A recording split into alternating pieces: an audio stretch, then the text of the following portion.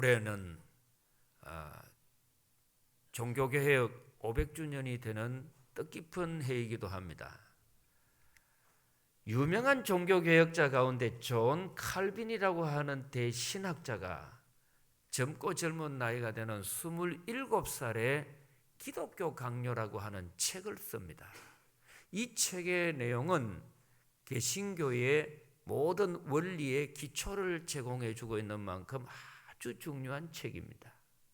이 책을 읽어 내려가 보면은 이런 이야기를 합니다. 교회는 두 가지 종류가 있다. 첫째 교회는 눈에 보이는 교회, 비저블 처치라고 해서 건물이 보이고 사람이 보이고 조직이 보이고 움직이는 것이 보인다는 겁니다. 이것을 일칭 뭐라고 하느냐? 인위적인 제도적 교회라고 합니다. 그러나 또 하나의 교회가 있는데 이게 뭐냐? 인비지블 처치라고 해서 눈에는 보이지 않지만은 존재하는 교회. 그것이 뭐냐? 성령님이 역사하는 교회라는 겁니다. 오늘날 비행기를 타든지 높은 산 위에 올라가서 시내를 보십시오. 여기저기 교회가 수도 없이 많은 표시, 십자가, 네온이 보입니다. 다 그 교회들이 좋은 교회 되기를 원하지만은 실제로는 그렇지 않습니다. 요한계시록에 보면은 7교회가 나옵니다. 에베소, 버가모, 두아디라 이런 7교회가 나오는데 실제로 그 교회의 종류를 보면은 3가지로 분류합니다. 첫째로는 꼭 있어야 할 교회. 바로 빌라델비아 스머나 교회는 진짜 있어야 할 교회. 두 번째는 있으나 마나한 교회. 있어도 그만이고 없어도 그만인, 차지도 않고 덥지도 않고 이거는 아무 의미가 없는 거죠. 라우디게아 교회 같은 교회입니다. 그런데 그 교회들 가운데는 절대로 있어서는 안 되는 독버섯 같은 교회. 교회라고 찾아 들어갔는데 그 교회 깊숙한 곳에 뭐가 있느냐? 우상이 주인인 노릇하고 앉아있는 교회입니다. 있어서는 안 되는 교회인데 버젓이 있겠지요. 그러면 진짜 좋은 교회, 살아있는 교회, 눈에 보이지는 않지만은 하나님이 역사하시고 부흥하고 진짜 살아있는 교회의 특징이 뭐냐? 성령님이 역사합니다. 성령님이 역사합니다. 성령님이 역사하시면 크게 2가지가 나타납니다. 하나가 표적이 나타나고 또 하나가 열매가 나타납니다. 표적은 누가복음 16장에 보니까 5가지 표적이 대표적으로 나오는데 귀신을 쫓아내며 새 방언을 말하며 뱀을 집으며 무슨 독을 마실지라도 해를 받지 아니하며 병든 사람에게 손을 얹고 기도한 적 나으니라. 구체적인 예배와 그리고 믿음의 표식이 나온다는 겁니다. 그러나 제도적인 교회, 인위적인 교회는 이런 성령의 능력이 없어져 버리니까 예배는 드려도 드리나 마나 똑같다는 겁니다. 왜요? 성령님이 역사 안 하기 때문입니다. 그래서 마치 뭐 같은 신앙생활을 하느냐? 3.1절 기념행사, 8.15 강복 기념행사 이런 곳에 그냥 참석했는 의식적이고 셀레모니적인 예배를 드리기 때문에 교회 다니는 사람이나 안 믿는 사람이 똑같습니다. 왜? 일반 상식 정도로만 신앙생활하고 그리고 교양 정도로 윤리 도덕 정도로만 신앙생활을 하고 끝나버리는 겁니다. 그러면 안 믿는 사람은 예의가 없습니까? 안 믿는 사람은 교양이 없습니까? 다 합니다. 그럼 진짜 성도가 어떤 사람이냐? 진짜 교회가 어떤 것이 진짜 교회냐 할 때에 교회는 성령의 열매를 맺습니다. 성령의 열매가 맺습니다. 죽은 꽃은 아무리 오래 둬도 움직이지도 못하고 살아서 성장하지 못하고 열매를 못 맺습니다. 그러나 살아있는 식물, 살아있는 꽃은 자라는 겁니다.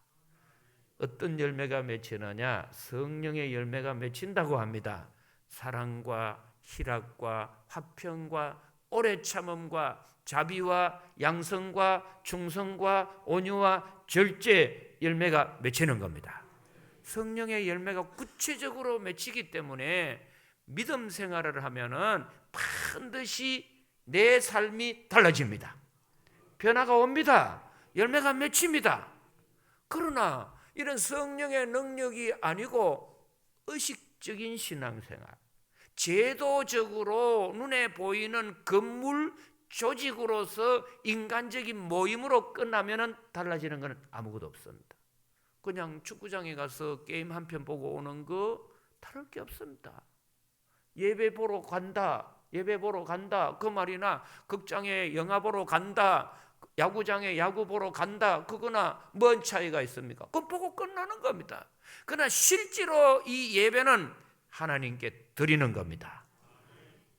이 예배를 통하여 성령의 임재가 충만하기를 기원합니다.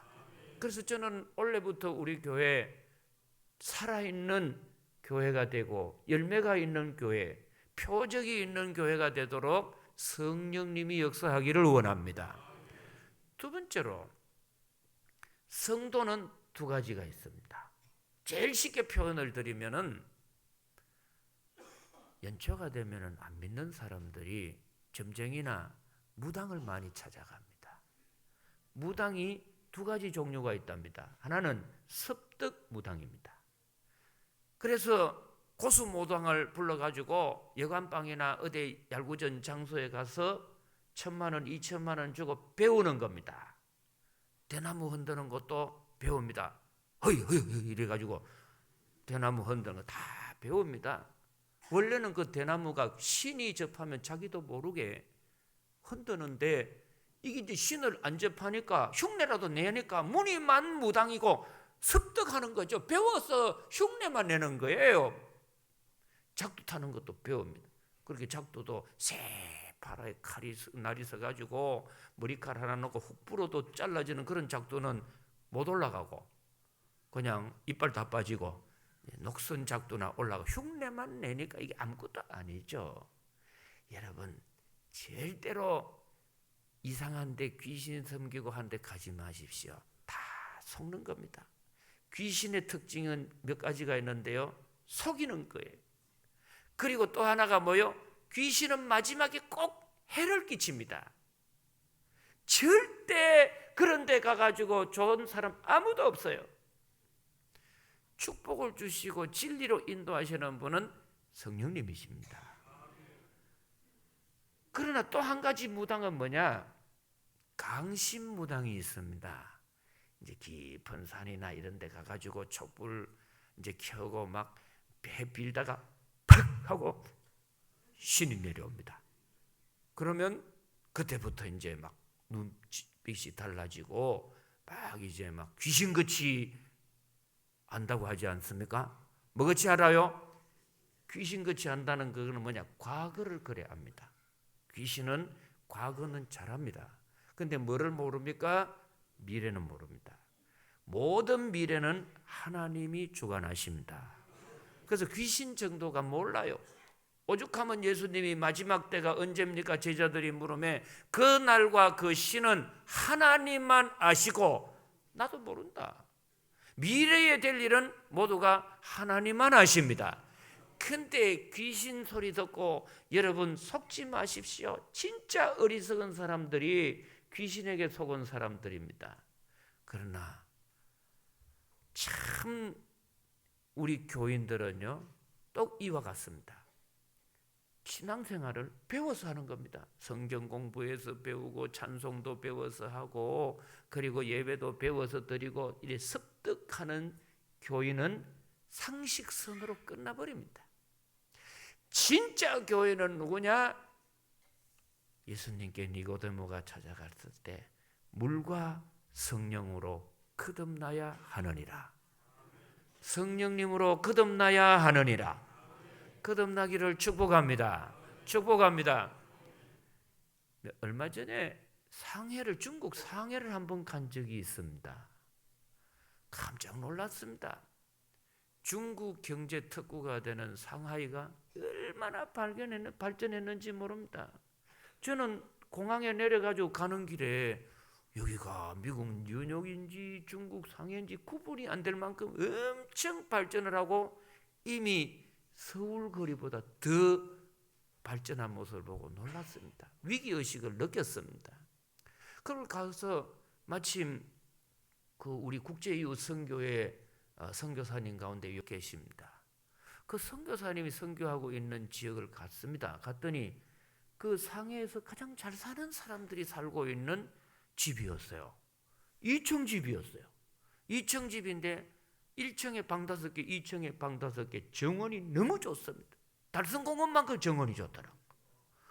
와, 이런 집에 어떻게 사십니까? 했더니 하나님 은혜로 삽니다. 그래.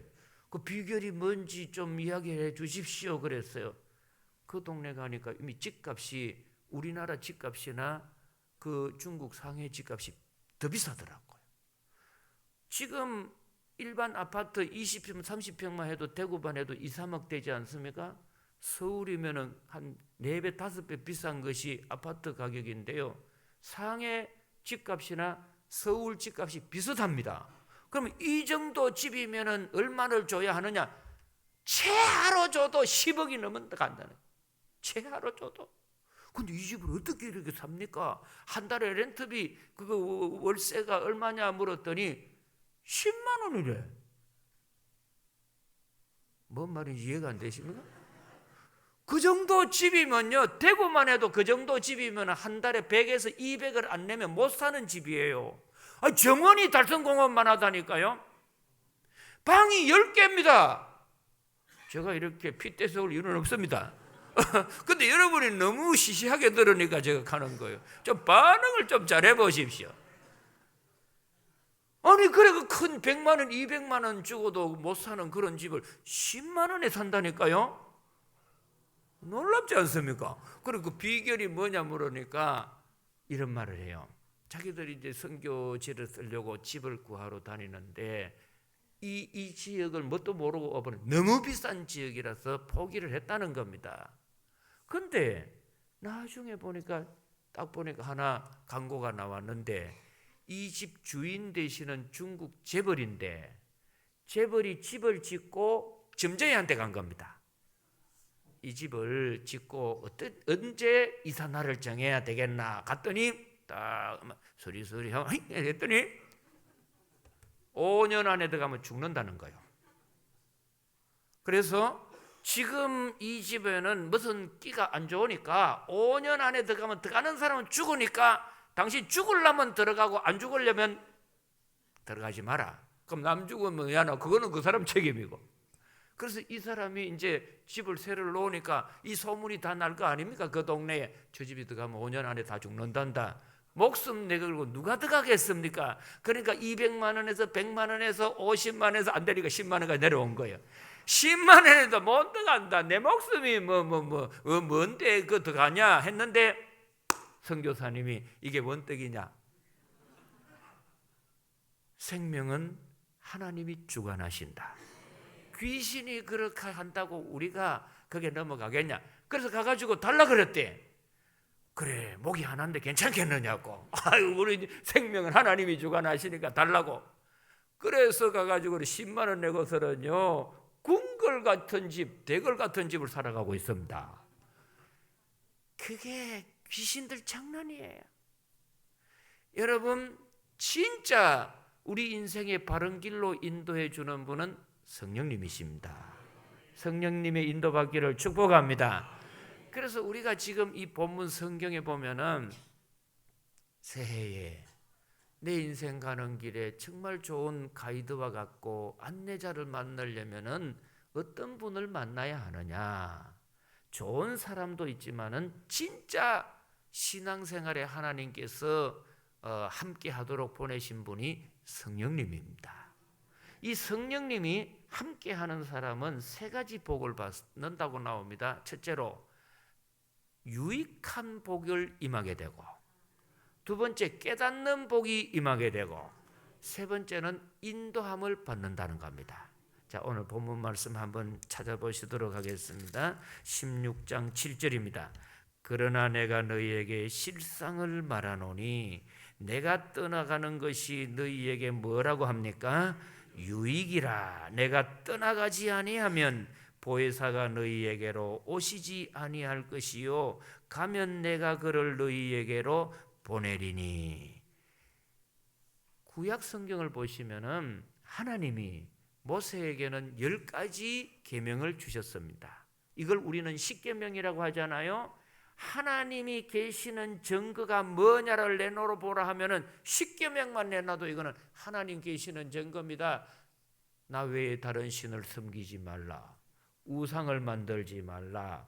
안식일을 기억하여 그날을 거룩하게 지켜라. 부모를 공경하라. 살인하지 말라. 간음하지 말라. 도둑질하지 말라. 거짓말하지 말라. 탐내지 말라. 10가지 계명을 금쪽같이 하나님께서는 모세에게 주셨어요. 예수님이 오시고 난 뒤에는 그 10가지를 예수님은 몇 가지로 요약하셨느냐? 2가지로 합니다. 10가지를 몇 가지로요? 하나님을 마음을 다하고 힘을 다하고 성품을 다하고 뜻을 다하여 주 너희 하나님을 사랑하고 내 이웃을 내 몸과 같이 사랑하라. 이것이 선지자와 율법의 대강령이니라. 하나님의 법을 예수님은 2가지로 줄이 주셨어요. 왜? 우리에게 자유함을 주시고 우리에게 안전함을 주시고 우리에게 평강 주시기를 원하시는 겁니다. 그런데 예수님이 이제 하늘로 올라가시고 난 뒤에 우리를 고아와 같이 내버려 두지 않으시고 성령님을 보내십니다.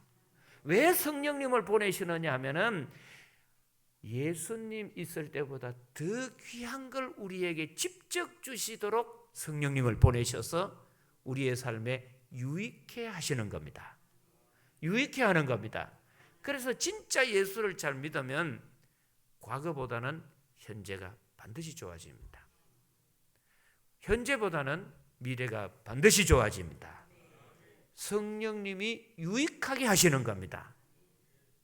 그러므로 여러분들 미래에 희망이 있고 그곳에 빛이 있는 삶을 사시기를 원한다면은 귀신 따라가고 세상 따라가고 돈 따라가는 인생이 되지 말고 성령님 동행하기를 축복합니다. 유익하게 해주시는 거예요. 2번째는 8절의 말씀부터 나옵니다. 그가 와서 죄에 대하여 의에 대하여 심판에 대하여 세상을 책망하시리라. 죄에 대하여라 하면 그들이 나를 믿지 아니하며 의에 대하여라 하면 내가 아버지께로 가니 너희가 다시 나를 보지 못하며 심판에 대하여라 하면 이 세상 임금이 심판을 받았음이라. 내가 아직도 너희에게 이를 것이 많으나 지금은 너희가 감당하지 못하리라. 이 말씀은 성령님이 임하시면 깨닫는 은혜가 온다는 겁니다. 지식과 지혜는 다릅니다. 지식은 얼마든지 습득해서 배울 수 있는 것이 지식입니다. 경험하고 같지 않습니까? 그러나 지혜라고 하는 것은 하나님이 주시는 은혜입니다. 하나님의 은혜입니다. 그렇게 지혜가 있는 사람은요, 비록 배운 것이 좀 적더라도 얼마든지 행복할 수 있습니다. 성공할 수 있습니다. 앞서갈 수 있습니다. 그래서 성경에는 지식보다 지혜를 사모하라고 했어요. 왜? 깨닫는 겁니다. 이런 깨닫는 은혜가 임하기를 축복합니다. 3번째가 뭐냐? 13절입니다. 우리 한번 다 같이 한 음성으로 13절을 읽어보겠습니다. 그러나 진리의 성령이 오시면 그가 너희를 모든 진리 가운데로 인도하시리니 그가 스스로 말하지 않고 오직 들은 것을 말하며 장래일을 너희에게 알리시리라. 아멘. 3번째로는 성령님이 오시면 내가 가는 앞길을 인도해 주신다는 겁니다. 이런 인도함이 있기를 기원합니다. 요즘은 참 살기 좋은 세상 아닙니까? 옛날 저희 어머니들 사셨을 때는 겨울이 되면은 빨래하러 시냇가에 갔습니다. 그래서 시냇가에 얼음 깨고 막 방망이질 하지 않습니까? 속상하면 막 드시자기 때립니다.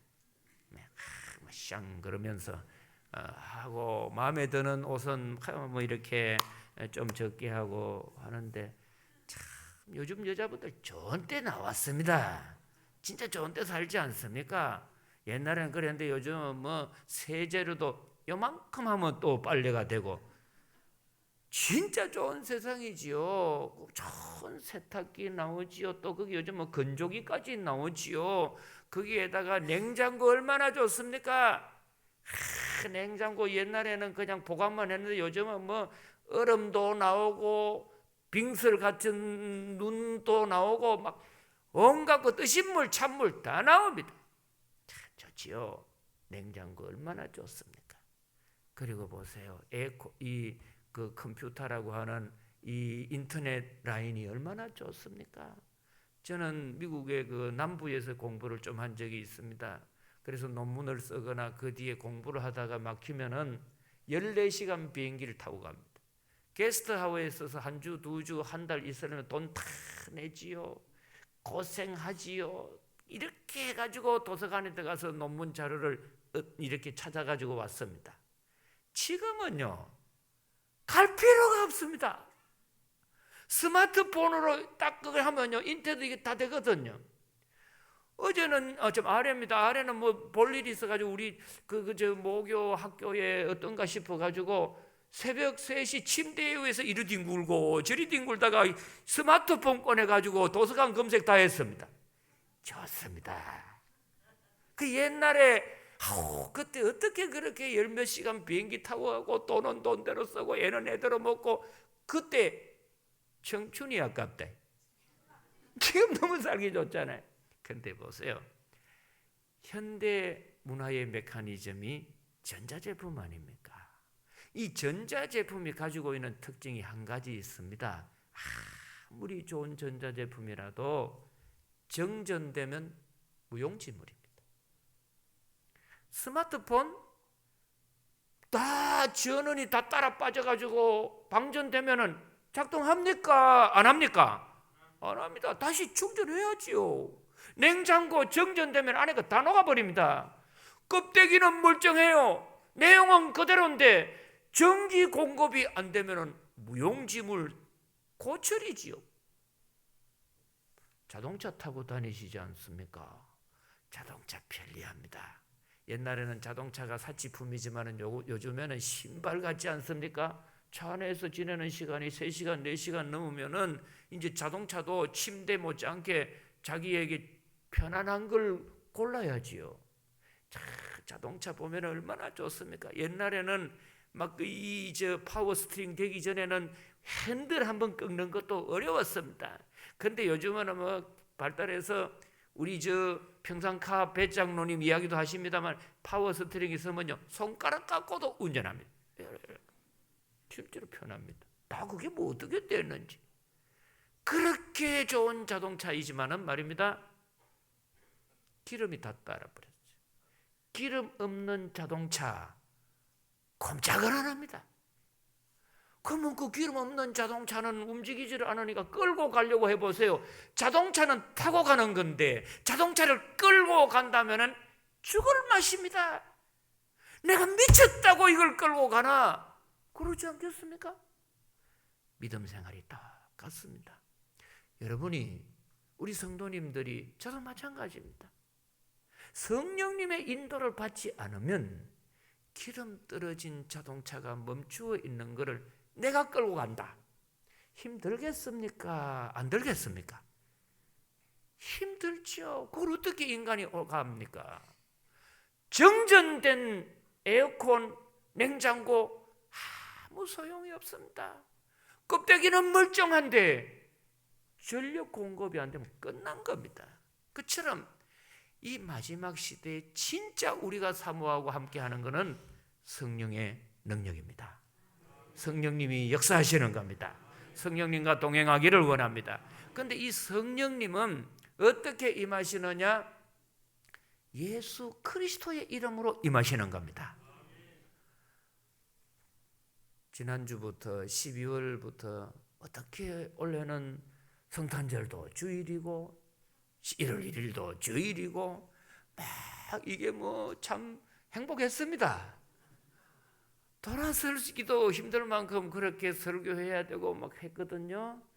파김치같이 몸이 피곤했습니다. 그러면 솔직하게 말하면 말입니다.